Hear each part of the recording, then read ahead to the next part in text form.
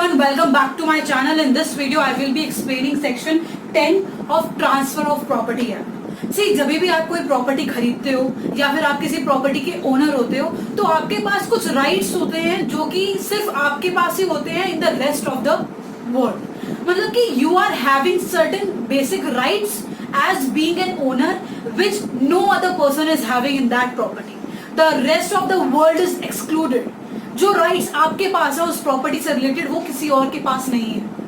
सो जैसे right to title का हो गया या फिर राइट टू पोजेशन का एक राइट होता है ओनर के पास, right to enjoyment of that property and also right to alienate that property. कि मतलब आपकी जो मन करे, आपको जिसको बेचनी है वो प्रॉपर्टी, आप उसको जो है प्रॉपर्टी जो है डिस्पोज ऑफ कर सकते हो अपनी मर्जी से.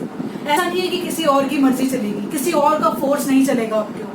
अगर आप ओनर हो उस प्रॉपर्टी के तो आपके पास ये फुल राइट है कि आप डिसाइड करोगे उस प्रॉपर्टी के साथ क्या करना है. आप डिसाइड करोगे उस प्रॉपर्टी को किस पर्पस के लिए यूज करना है. आप डिसाइड करोगे उस प्रॉपर्टी के बाद उसमें उसको रेंट पे देना है या उसको डिस्पोज कैसे करना है, किसको करना है. सो अगर इस राइट पे अगर आपका कोई रेस्ट्रेंट लगा देता है, रेस्ट्रेंट मतलब कोई बाधा लगा देना या फिर प्रिवेंट करना आपको किसी चीज को करने के लिए. रेस्ट्रेंट का मतलब क्या होता है? कोई ऑब्स्ट्रक्शन लगा देना. तो अगर इस राइट पे अगर आपका कोई एब्सोल्यूट रेस्ट्रेंट लगा देता है किसके लिए कि आप एलिनेट नहीं कर सकते प्रॉपर्टी, तो क्या वो रेस्ट्रेंट वैलिड होगा? What do you think, yes और no? So in this video में यही बताऊंगी सेक्शन 10 के बारे में कि अगर कोई आपकी प्रॉपर्टी में, अगर आप ओनर हो, अगर आपने किसी से प्रॉपर्टी खरीदी है तो अगर वो ये एब्सोल्यूट रिस्ट्रिक्शन लगा देता है कि आप इस प्रॉपर्टी को जो है नहीं बेच सकते आगे, या फिर और कोई एब्सोल्यूट रिस्ट्रेंट लगा देता है, तो क्या वो रेस्ट्रेंट वैलिड होगी, यस और no? So let's begin. First we will see what section 10 of transfer of property act says in itself. See, अगर आप सेक्शन 10 को अगर आप देखोगे ना तो आपको इतनी ज्यादा बुक रेफर करने की जरूरत नहीं है. जो बेयर एक्ट में जो सेक्शन दिया हुआ है ना वो 2 लाइन के जो सेक्शन है वही जो है 20 पेजेस का आंसर जो है खुद ही बोल देता है. सो मैं बताऊंगी कि इन सिर्फ कुछ पॉइंट्स में ही कैसे आप पता लगा सकते हो कि एक्चुअल में सेक्शन क्या बोलना चाह रहे हैं, और आप इन्हीं पॉइंट्स के बेसिस पे आप जो है आई एम श्योर कि आप 5 पेजेस का आंसर तो एटलीस्ट लिख ही सकते हो. I tell you how. So पहले देखते हैं कि सेक्शन 10 जो है वो क्या कहता है ट्रांसफर ऑफ प्रॉपर्टी एक्ट का. Transfer of property act section runs as that where any property is transferred subject to a condition absolutely restraining. Absolutely किसको रेस्ट्रेन करेगा? वो ट्रांसफरी को करेगा. एक होता है ट्रांसफरर, एक होता है ट्रांसफरी. तो जो प्रॉपर्टी बेच रहा है वो तो हो गया ट्रांसफरर, और जो प्रॉपर्टी खरीद रहा है वो हो गया ट्रांसफरी. तो यहाँ पर इस सेक्शन में हम बात कर रहे हैं कि जब जो बेचने वाला इंसान है, जो ट्रांसफरर है, वो अगर एब्सोल्यूट रेस्ट्रिक्शन लगाया किस पे? ट्रांसफरी पे. तो इसलिए लिखा हो यहाँ पे where a property is transferred subject to a condition absolutely restraining transferee from disposing of that property. और अगर वो ऐसी कोई रेस्ट्रिक्शन है जो कि उसको एब्सोल्युटली रेस्ट्रेन करती है डिस्पोज ऑफ करने के लिए प्रॉपर्टी को, मतलब एलिनेट करने के लिए अगर वो रेस्ट्रेंट लगा रहा है कि भाई तू जो है एलिनेट नहीं कर सकता प्रॉपर्टी, तो वो जो कंडीशन होगी वो वॉइड मानी जाएगी. ये जो है सेक्शन 10 कहना चाहता है. अब इसको एकदम ब्रीफ में समझ लेते हैं कि अगर किसी प्रॉपर्टी का ट्रांसफर हो रहा है, कौन ट्रांसफर कर रहा है? ट्रांसफरर ट्रांसफर कर रहा है किसको? ट्रांसफरी को. तो अगर उस ट्रांसफरर ने अगर कोई कंडीशन लगाई है, कंडीशन किस पे लगाएगा? ट्रांसफरी पे लगाएगा. और वो कंडीशन है वो एब्सोल्यूट कंडीशन है, एब्सोल्यूट रेस्ट्रेन है. अगर वो एब्सोल्यूट रेस्ट्रेन है किससे रिलेटेड? एलिनेशन ऑफ प्रॉपर्टी से रिलेटेड, कि भाई आप जो है इस प्रॉपर्टी को अपनी मर्जी से या फिर आप डिस्पोज ऑफ नहीं कर सकते, तो वो पूरी कंडीशन जो है वॉइड मानी जाएगी. अब यहाँ पर बात देखने वाली ये है कि यहाँ पर हम जो रेस्ट्रेन वर्ड सिर्फ अकेला यूज नहीं किया गया, हमने जो टर्म यूज करी है वो करी है एब्सोल्यूट रेस्ट्रेन. मतलब कि अगर एब्सोल्यूट रेस्ट्रेन होगी तो ही वो रेस्ट्रेन वॉइड मानी जाएगी, अदरवाइज नहीं. इसका यही मतलब है कि अगर किसी ट्रांसफर में अगर पार्शियल रेस्ट्रेन है ना तो वो वॉइड नहीं मानी जाएगी. I tell you how.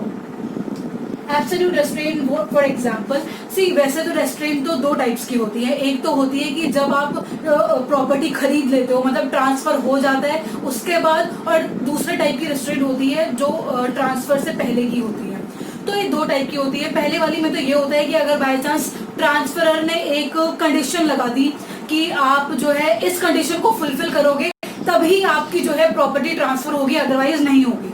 तो उस सिचुएशन में तो कोई वो नहीं है कि भाई अगर वो कंडीशन अगर उसने अनलॉफुल लगाई है या फिर जायज नहीं है तो आप उस कंडीशन को फुलफिल करोगे नहीं, और अगर आप करोगे भी नहीं तो वो जो ट्रांसफर है वो वैलिड होगा ही नहीं। तो फर्स्ट वाली कंडीशन तो सिंपल एज दैट। लेकिन जब हम सेकंड कंडीशन की बात करते हैं, सेकंड कंडीशन में होता है कि अगर आपका ट्रांसफर हो गया और जो ट्रांसफरर है फिर वो बोल रहा है कि भाई ट्रांसफर के बाद जो कंडीशन लगाई है उसने, जैसे फॉर एग्जांपल कि भाई आप जो है इस प्रॉपर्टी को 50 साल तक नहीं बेच सकते, ये तो एब्सोल्यूट रेस्ट्रिक्शन हो गई ना।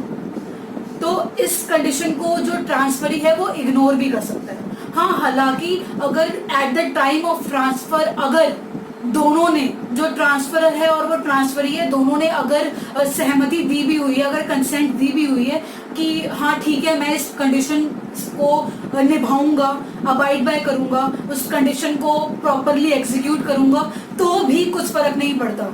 आप उसकी हाँ भर के भी उस कंडीशन को लेटर ऑन इग्नोर कर सकते हो, और ट्रांसफरर के पास कोई राइट नहीं है कि वो आपके अगेंस्ट जो है केस फाइल कर सके।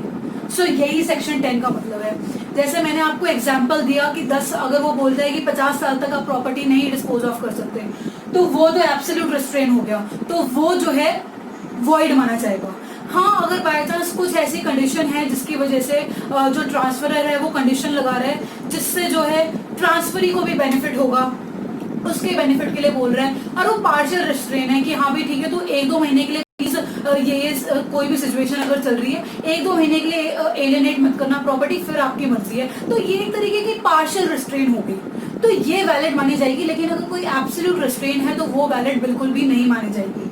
एक चीज ये है कि रेस्ट्रेन भी काफी तरीके की होती है अकॉर्डिंग टू टाइम। जैसे मैंने बताया कि 50 साल की अगर रेस्ट्रेन है वो रेस्ट्रेन है that is according to time, तो ये भी जो है वॉइड मानी जाएगी। कुछ रेस्ट्रेन होती है मनी के रिस्पेक्ट में, जैसे अगर बाय चांस की जो ट्रांसफरर है वो अगर ये बोल दे कि आप जो है जितने में मैंने आपको प्रॉपर्टी बेची है आप इतने में बेचोगे, उससे ज्यादा नहीं। अरे क्यों भाई, उसने प्रॉपर्टी खरीद ली है, अब उसकी मर्जी है वो कैसे डिस्पोज ऑफ करे। वो किसी को भी अगर बेचना चाहे वो उसको दे सकता है, उसकी मर्जी है, चाहे वो उससे ज्यादा पैसे में बेचे या फिर कम पैसे में बेचे, तो वो वाली कंडीशन भी जो है एकदम वॉइड मानी जाएगी। तो और एक कुछ कंडीशंस ऐसी आ जाती है, जैसे अगर बाय चांस ट्रांसफर अगर ये बोल दे, अगर ट्रांसफर होने से पहले अगर ट्रांसफर बोलता है कि अगर आप इस प्रॉपर्टी के अंदर अगर आप मंदिर बनाओगे तो ही मैं प्रॉपर्टी जो है बेचूंगा आपको, अदरवाइज नहीं। और अगर उस टाइम ट्रांसफरी ने अगर मान लिया कि हाँ ठीक है मैं मंदिर ही बनाऊंगा, लेकिन वो ट्रांसफर कंप्लीट होने के बाद अगर वो कुछ और चीज कंस्ट्रक्ट कर लेता है वहां पर, तो उसमें भी ट्रांसफरर के पास कोई राइट नहीं है कि वो जो है वापस जाके उसके ऊपर केस फाइल करे। जी नहीं, इस कंडीशन को भी जो है ट्रांसफरी इग्नोर कर सकता है, क्योंकि ये भी जो है एक तरीके से एब्सोल्यूट रिस्ट्रेन हो गई। एक बार अगर आपने प्रॉपर्टी दे दी ना, जस्ट फॉरगेट अबाउट इट। अब उसकी मर्जी है वो उस प्रॉपर्टी को कैसे भी यूज करे। और अब एक लास्ट टाइप की जो रिस्ट्रेन आ जाती है वो ये आ जाती है कि विद रिस्पेक्ट टू पर्सन, अगर बाय चांस ट्रांसफरर ये बोलता है कि मैं अगर तेरे को ये प्रॉपर्टी बेच रहा हूँ तो तेरे को प्रॉपर्टी जो है सिर्फ इन तीनों में से ही बेचनी पड़ेगी। अगर तू कभी चाहेगा भी कि अगर तेरे को प्रॉपर्टी बेचनी है तो तू सिर्फ इन 3 मेंबर्स को बेचियो, अदरवाइज तू और किसी को नहीं बेच सकता। तो ये भी जो है एक एब्सोल्यूट रेस्ट्रेन मानी जाएगी। लेकिन हाँ, कई बार कुछ सिचुएशन जो है वो एक्सेप्शन तो नहीं है, कुछ सिचुएशन जो है पार्शियल रेस्ट्रेन जो है वो मानी जाती है। जैसे फॉर एग्जांपल एक ट्रांसफरर है और जो ट्रांसफरी है दोनों जो है एक ही फैमिली मेंबर हैं, एक ही फैमिली के मेंबर हैं या फिर एक ही कम्युनिटी के मेंबर हैं। तो अगर ट्रांसफरर ये चाहता है कि भाई उसकी प्रॉपर्टी जो है फैमिली के बाहर ना जाए या फिर कम्युनिटी के बाहर ना जाए, तो उस सिचुएशन में जो है ट्रांसफरर ये बोल सकता है कि ठीक है तू जो अगर प्रॉपर्टी डिस्पोज ऑफ करेगा ना तो अपनी फैमिली से बाहर मत बेचियो। तो वो जो है वो पार्शियल रिस्ट्रेन मानी जाती है। बिकॉज कई बार ऐसा होता है कि भाई मेंबर्स जो होते हैं, जो इंसान होते हैं, उनकी इंटेंशन ये होती है कि भाई जो प्रॉपर्टी है वो फैमिली के बाहर जाना वो नहीं पसंद करते, वो चाहते हैं कि वो जो प्रॉपर्टी है वो फैमिली के इर्द गिर्द ही रहे। तो वो सिचुएशन जो है वो एब्सोल्यूट रिस्ट्रेन नहीं मानी जाती, वो पार्शियल रिस्ट्रेन मानी जाती है। और वो जो पार्शियल रिस्ट्रेन है वो वॉइड नहीं होगी, उसको जो है आपको फॉलो करना ही पड़ेगा। और हाँ, एक चीज है कि कौन सी कंडीशन एब्सोल्यूट है, कौन सी रेस्ट्रेन पार्शियल है, वो फैक्ट्स और सर्कमस्टांसेस ऑफ द केस पे डिपेंड करता है। और हाँ, मैंने जो आपको एग्जांपल बताया जिसमें मैंने आपको बताया कि जो ट्रांसफरर जो है अगर बोल रहा है कि भाई मैं फैमिली से अलग प्रॉपर्टी नहीं बेच सकता, उसमें एक कंडीशन यही है कि दोनों ट्रांसफरर और ट्रांसफरी वो दोनों एक ही फैमिली या फिर एक ही कम्युनिटी के होने मस्ट है। अगर ट्रांसफरर किसी और फैमिली का है और ट्रांसफरी किसी और फैमिली का है तब ये सिचुएशन अप्लाई नहीं होगी। अगर दोनों सेम फैमिली के फैमिली मेंबर्स हैं तब ये कंडीशन अप्लाई होगी कि वो नहीं चाहते कि वो प्रॉपर्टी जो है बाहर जाए, फैमिली से बाहर जाए। तो ये था सेक्शन 10। सेक्शन 10 यही कहता है कि अगर कोई प्रॉपर्टी ट्रांसफरर जो है ट्रांसफर कर रहा है और कंडीशन लगा देता है और कंडीशन ऐसी है कि वो जो एब्सोल्यूट रेस्ट्रेन बन जाती है एलियनेशन ऑफ द प्रॉपर्टी में, तो वो कंडीशन जो है एकदम वॉइड होनी चाहिए। वो कंडीशन जो है जो ट्रांसफरी है उसके ऊपर उसकी मर्जी है कि वो उस कंडीशन को अगर ना भी करना चाहे, अगर वो इग्नोर भी कर देता है तो भी कुछ फर्क नहीं पड़ता, वो उस कंडीशन को as a non existent statement समझ सकता है। तो यही था सेक्शन 10 का कंसेप्ट। अब बात आती है एक्सेप्शंस की। एक्सेप्शन जो है इस सेक्शन के दो एक्सेप्शंस है, एक तो है लीज का और दूसरा है मैरिड वुमेन का। तो पहले अगर हम लीज के एक्सेप्शन की बात करें तो लीज में ये आता है कि अगर बाय चांस आप लीज पे दे रहे हो अपनी लैंड या प्रॉपर्टी, अगर आप रेंट पे दे रहे हो अपनी प्रॉपर्टी, तो तब अगर आप कोई ऐसे एब्सोल्युटली रेस्ट्रेन की अगर कोई कंडीशन लगाते हो तो वो कंडीशन परफेक्टली वैलिड होगी। वो जो है सेक्शन 10 के अंदर जो है हिट नहीं करेगी, वो वॉइड नहीं मानी जाएगी, that would be perfectly valid, that's why it is an exception. जैसे फॉर एग्जांपल अगर आपने प्रॉपर्टी रेंट पे दी तो आप ये कंडीशन लगा सकते हो कि भाई जो मैंने जो राइट ऑफ इंटरेस्ट तेरे को दिया है पोजेशन का, वो तू आगे फर्दर इसको जो है डेलीगेट नहीं कर सकता। ऐसा नहीं है कि अगर मैंने इसको रेंट पे प्रॉपर्टी दी है वो आगे जाके किसी और को उसी पे रेंट दे रहा है, that is not possible. Condition आ जाती है with respect to married woman. लेकिन मैरिड वुमन में एक और चीज यहाँ पर ये है कि मैरिड वुमन है वो ना ही हिंदू होनी चाहिए, ना ही मुस्लिम होनी चाहिए और ना ही बुद्धिस्ट होनी चाहिए। इसके अलावा कोई और अगर मैरिड वुमन है उसके ऊपर जो है आप ये रेस्ट्रेन लगा सकते हो कि अगर आपने कोई प्रॉपर्टी डिस्पोज ऑफ करी है तो आप एक एब्सोल्यूट रेस्ट्रेन उसके ऊपर लगा सकते हो कि भाई तू जो है ये प्रॉपर्टी आगे किसी और के नाम पे नहीं डिस्पोज ऑफ कर सकती। और अब बात आती है कि फिर उसके अंदर कौन सी वुमन आएगी, जैसे क्रिश्चियन हो गई, पारसी हो गई, ज्यू हो गई, तो वो सारी वुमन जो है इस एक्सेप्शन के अंदर इंक्लूड होगी। लेकिन हाँ, मैंने यहाँ पे जो सेकंड एक्सेप्शन के बारे में बताया था, सेकंड एक्सेप्शन में मैंने वर्ड यूज किया है मैरिड वुमन, जिसका मतलब यही है कि अगर कोई वुमन अगर विडोड वुमन है, मतलब विडो है, या फिर अगर अनमैरिड वुमन है तो उस पे ये रेस्ट्रेन नहीं वैलिड होगी। अगर कोई क्रिश्चियन अनमैरिड वुमन है उस पे अगर आप रेस्ट्रेन लगाओगे तो भाई सेक्शन 10 अट्रैक्ट होगा ही होगा। मैंने हमेशा सेक्शन में मैंने बार बार मैं बता रही हूँ कि एक्सेप्शन में मैं सिर्फ मैरिड वुमन की बात कर रही हूँ। मैरिड जो कि हिंदू नहीं है, मोमडन नहीं है और बुद्धिस्ट नहीं है, उसको छोड़ के और जो वुमन है उसके ऊपर आप रेस्ट्रेन लगा सकते हो। So that's all for today's video. I hope this concept is clear. And yes, one more important thing.